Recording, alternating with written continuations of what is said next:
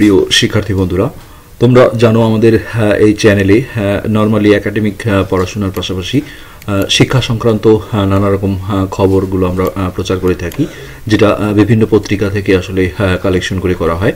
তো আজকের এরকমই একটা খবর ছিল যে দ্বাদশ শ্রেণীর বোর্ড পরিবর্তন, এই আবেদনের শেষ সময় হলো 31শে ডিসেম্বর পর্যন্ত। তো বোর্ড বলতে তোমরা কলেজ পরিবর্তনের বিষয়টাও এর মধ্যে পড়বে।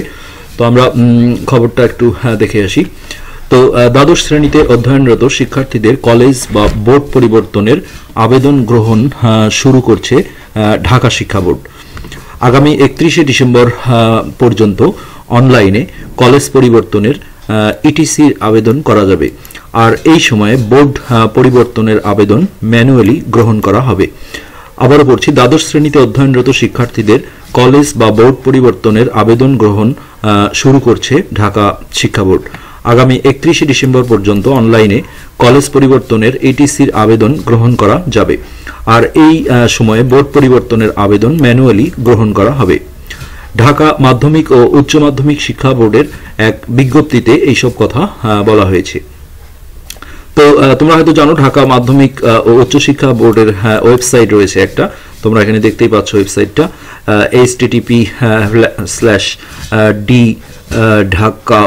ঢাকা education, পুরোটা হলো http://ঢাকা educationboard.government.bd।